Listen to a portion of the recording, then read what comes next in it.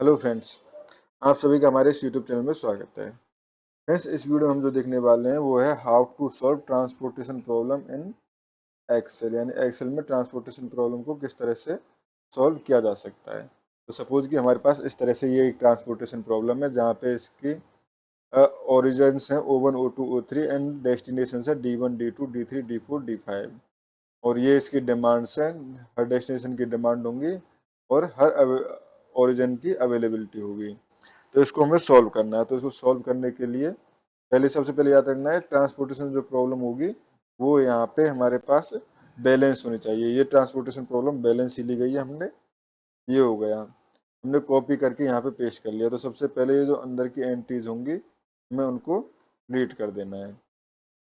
उसके बाद ये डिलीट होने के बाद हमें यहाँ पे डिमांड कॉलम को एक रो नीचे ला सकते हैं हम, एंड अवेलेबिलिटी कॉलम को नीचे ले जा सकते हैं, सो राइट में ले जा सकते हैं।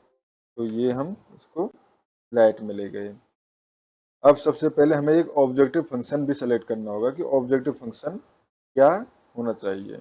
तो ऑब्जेक्टिव फंक्शन हमारे पास बेसिकली, ऑब्जेक्टिव फंक्शन सेलेक्ट करने से पहले हम यहाँ पे देखते हैं एक इम्पोर्टेंट चीज़ कि हमारे पास जब भी हम ट्रांसपोर्टेशन प्रॉब्लम सॉल्व कर रहे होते हैं तो हर, जब बैलेंस ट्रांसपोर्टेशन प्रॉब्लम है तो हर डेस्टिनेशन की डिमांड कंप्लीट, डिमांड जो है सेटिस्फाई होती है और ओरिजिन की अवेलेबिलिटी सेटिस्फाई होती है। यानी कि some of these things. D one अगर बात करें हम तो O1 D1 O2 D2 and O3 और D3 के बीच में जो भी हमारे पास ट्रांसपोर्ट होंगी यूनिट्स, उसका सम जो होना चाहिए वो 100 होना चाहिए। तो सम 100 होगा, उसको हम बाद में यूज करेंगे। पहले सम ऑफ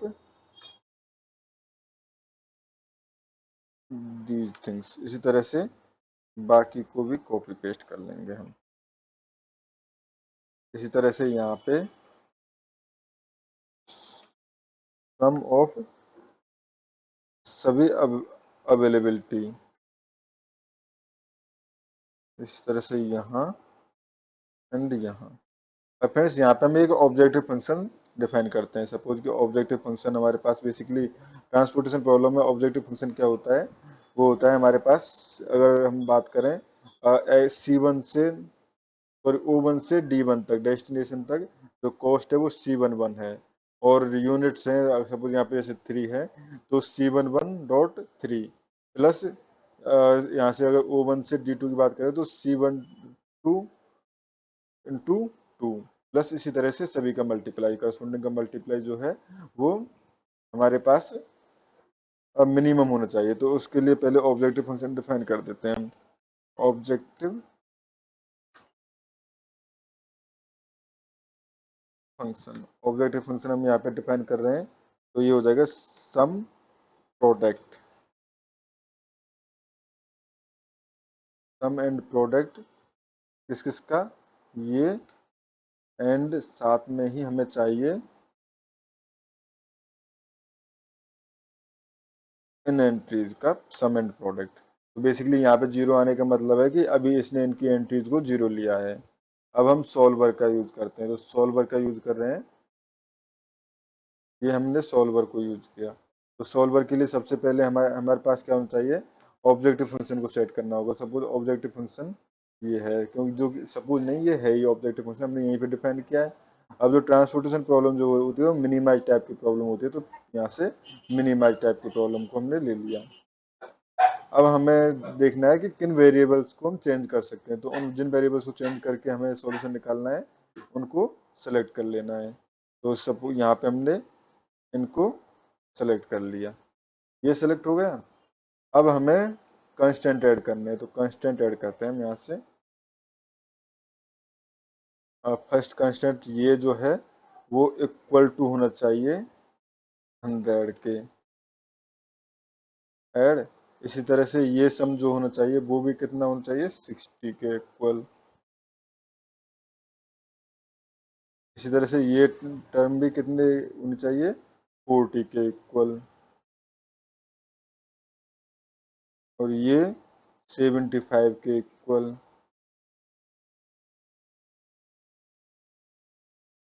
और ये होना चाहिए 25 के इक्वल।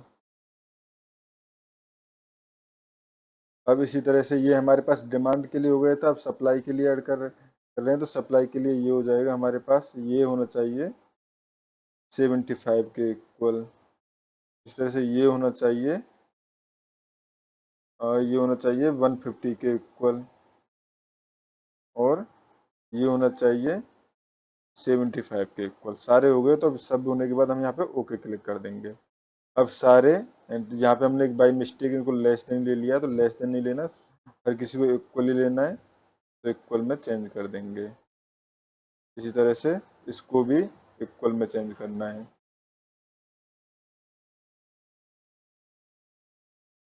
ओके, अब यहाँ पे हम इसको हम सॉल्व करते हैं, क्योंकि हम लीनियर प्रोग्रामिंग की हेल्प से सॉल्व कर रहे हैं, तो इसको हम सिंप्लेक्स एलपी से कर देंगे। सिंप्लेक्स एलपी से, और make unconstant variable non negative, ये करना है हमें।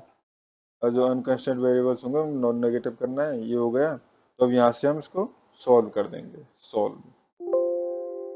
ओके, तो ये हमारे पास इसका आंसर आ गया, यानी ऑब्जेक्टिव फंक्शन जो है वो वैल्यू जो है वो 615। और जहाँ पे अगर हम एंट्री देखें तो D1 से O1, बेसिकली अगर यहाँ पे इसको हम लिख लें,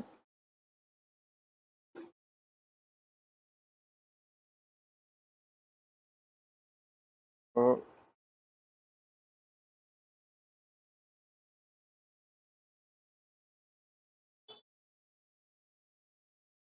ये आ गया फ्रेंड्स हमारे पास इसका आंसर।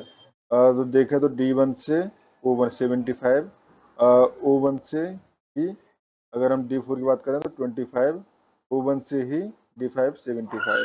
तो इस तरह से ये प्रॉब्लम हमारे पास सॉल्व आ चुकी है, यानी कि सारी एंट्रीज आ चुकी है हमारे पास ये ऑटोमेटिकली, और ये इसका सॉल्यूशन आ चुका है।